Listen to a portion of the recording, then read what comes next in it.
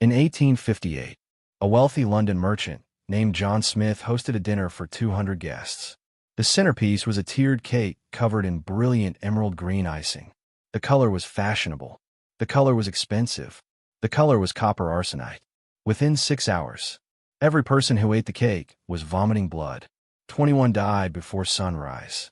The chef who decorated the cake had used the same pigment Victorian dressmakers used to dye gowns.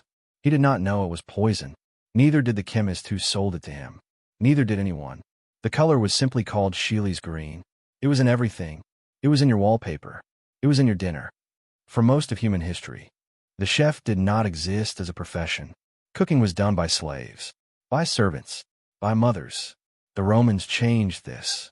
Imperial Rome invented the celebrity chef in roughly 60 AD. A cook named Marcus Gavius Apicius became famous for inventing dishes that bankrupted senators. He compiled the first known cookbook in Western history. The recipes included flamingo tongues, parrot brains, peacock combs, and the wombs of sows that had recently miscarried. Apicius eventually poisoned himself when his fortune dropped below 10 million sesterces. The Emperor Vitellius held the record for excess. His signature dish was called the Shield of Minerva. It contained pike livers, pheasant brains, peacock brains, flamingo tongues, and lamprey milt. The lampreys were fed on the corpses of slaves who had displeased the emperor. After meals, Vitellius would consume an emetic herb to induce vomiting so that he could eat again. His own soldiers eventually dragged him through the streets of Rome and threw his body into the Tiber. The medieval kitchen was less ambitious. It was also more disgusting. The primary problem was preservation. There were no refrigerators. Meat spoiled within hours in summer. The solution was salt, smoke, and lies. By the 13th century, English butchers were routinely selling meat from animals that had died of disease. They masked the color with copper sulfate. They masked the smell with cloves and pepper. A man named Henry of Lincoln was hanged in 1267 for selling pork from pigs that had died of plague. The pork had been served at a wedding. The bride and groom both died. The chef who prepared it was never identified. By the 18th century, food adulteration had become industrialized. London bakeries faced a problem. Their customers wanted white bread. White flour was expensive. Whole grain flour was cheap. The solution was to mix the cheap flour with alum, chalk, plaster of Paris, and sometimes powdered human bones from charnel houses. The bones came from churchyards being cleared for new construction. A loaf of London bread in 1750 contained, on average, 15% inedible filler. The bakers called this practice improvement. Milk was worse. London dairies could not keep milk fresh on the journey from farm to city. By the time it reached the urban markets, it was souring. The solution was formaldehyde. The same chemical used to embalm corpses was added to milk in measured doses to halt bacterial growth. The milk stayed white. The milk stayed sweet. The milk also slowly destroyed the kidneys and liver of every infant who drank it. Infant mortality in 1850s London exceeded 50%. No one connected the dots. The formaldehyde was sold by the same chemists who sold embalming fluid to undertakers. They simply changed the label. Then came chemistry.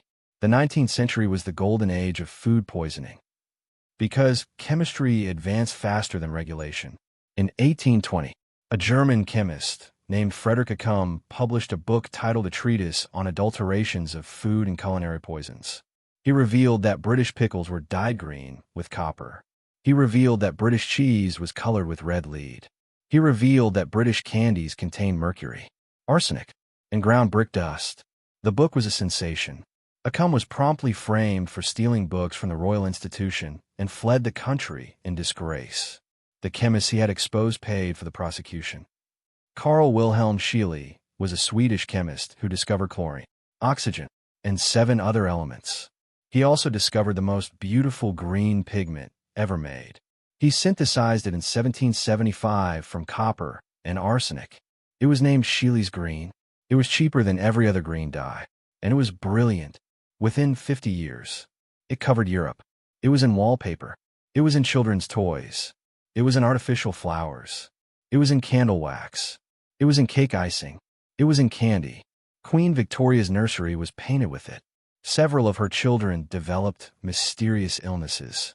No one suspected the walls. In 1858, a Bradford sweet maker named William Hardacker bought a batch of powdered candy filler from a local chemist apprentice.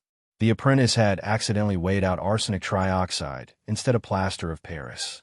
The two powders looked identical. Hardacker incorporated the powder into peppermint humbugs and sold them at the local market. 20 people died within 24 hours. 200 fell desperately ill. The case became known as the Bradford Sweets poisoning. It directly led to the British Pharmacy Act of 1868, which finally required that poisonous substances be sold separately from food substances. The chef had no idea any of this was happening. The chef simply bought what the chemist sold him. The 20th century brought reform. Slowly. The American journalist Upton Sinclair published The Jungle in 1906. His description of Chicago meatpacking plants caused the United States Congress to pass the Pure Food and Drug Act within 6 months. Sinclair had intended to write about labor exploitation. He famously remarked that he aimed for America's heart and hit its stomach. The act did not actually ban most poisons. It simply required labeling. A bottle of cocaine tonic could still be sold over the counter. It just had to say cocaine on the label. Auguste Escoffier transformed cooking into a discipline. The Frenchman invented the modern restaurant kitchen in the 1890s. He ran the kitchens at the Savoy Hotel in London and the Ritz in Paris. He introduced the brigade system, in which each cook was assigned a single specialized task. He fired any chef caught drinking on duty, which was revolutionary, because most chefs of the period were perpetually drunk. Escoffier also banned smoking, swearing, and the wearing of bloody aprons in front of guests. His standards became universal. He is the reason your local restaurant kitchen looks the way it does today. The Michelin Guide appeared in 1900. It was originally a marketing pamphlet handed out free with tires, to encourage French motorists to drive farther and wear out their rubber. The brothers Michelin had no idea they were inventing the most influential culinary ranking system in history. The first stars were awarded in 1926. By 1939, the guide had become so prestigious that French chefs were committing suicide over lost stars. They still do. Bernard Loiseau, a 3-star chef, shot himself in 2003 after a rumor that his rating would be downgraded. Today, the global restaurant industry is worth $4 trillion. There are over 16 million chefs working professionally. Food adulteration still exists. It is now called food fraud. Olive oil is routinely cut with industrial seed oils. Honey is diluted with corn syrup. Saffron is bulked out with dyed corn silk. Counterfeit foods account for an estimated $40 billion in annual losses. The Roman senators paid Apicius a fortune for flamingo tongues. The Victorian merchants paid their pastry chefs to color their cakes with arsenic. We pay our chefs to plate microgreens with tweezers under Instagram lights. The principle is identical. We have always trusted the man who feeds us. He has not always deserved it.